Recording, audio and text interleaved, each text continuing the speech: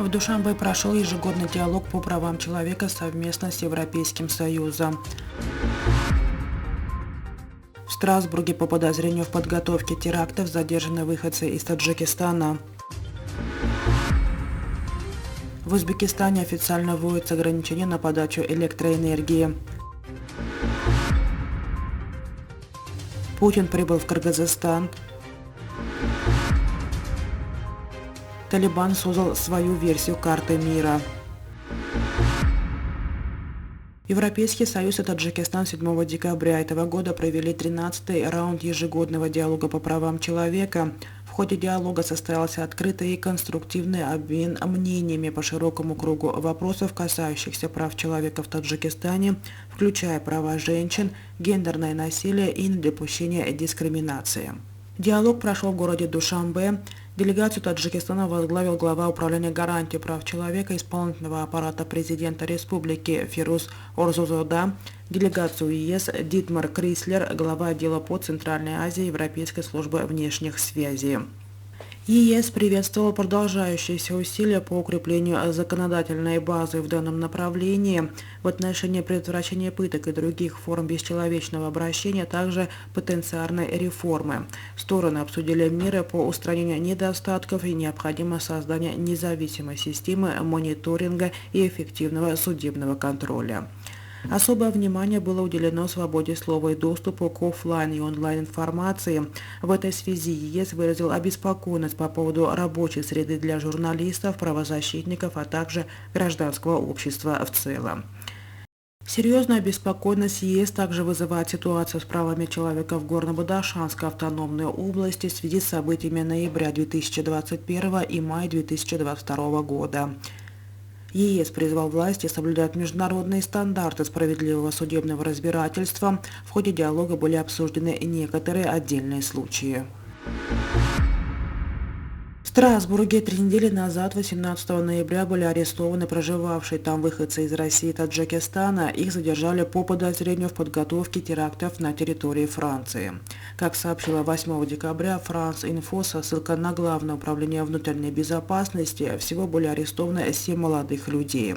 По данным источника, знакомого ситуации, 7 молодых людей, 5 были ранее известны Управлению по безопасности как симпатизирующие радикализму. 2 других к моменту ареста лишь недавно въехали на территорию страны.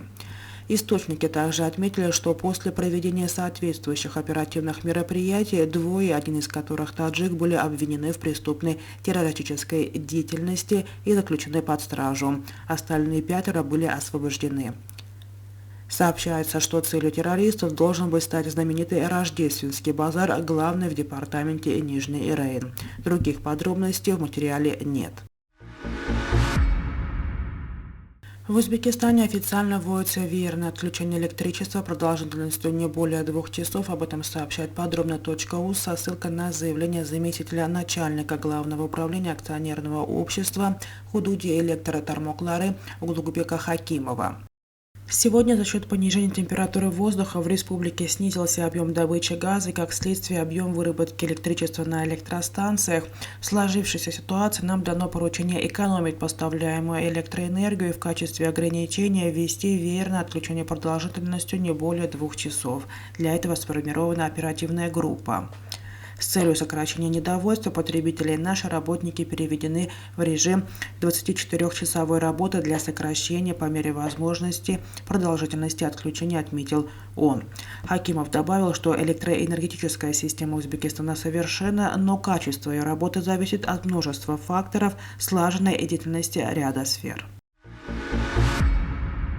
В Кыргызскую республику прибыл президент Российской Федерации Владимир Путин. Об этом пишет пресс-служба Кабинета министров Кыргызской республики. В международном аэропорту Манас президента Владимира Путина встретил председатель Кабинета министров Кыргызской республики, руководитель администрации президента Калбек Жапаров. Президент Российской Федерации Владимир Путин прибыл для участия в заседании Высшего Евразийского экономического совета, который пройдет в городе Бишкек под председательством Кыргызской республики. Несколько дней назад мэрия Кабула установила глобус на одной из улиц столицы Афганистана. Территория Исламского Эмирата Афганистана показана на нем намного больше, чем настоящая территория Афганистана. В частности, на талибской версии земного шара Земли, Ирана и стран Центральной Азии добавлена к территории Афганистана, и страна имеет общую границу с Казахстаном. Глобус талибов вызвал бурную реакцию среди пользователей социальных сетей. Комментаторы раскритиковали его, подчеркивая неосведомленность и абсолютное невежество его создателей. Представители талибов, напротив, похвалили свое изобретение и назвали его одним из достижений муниципалитета Кабула.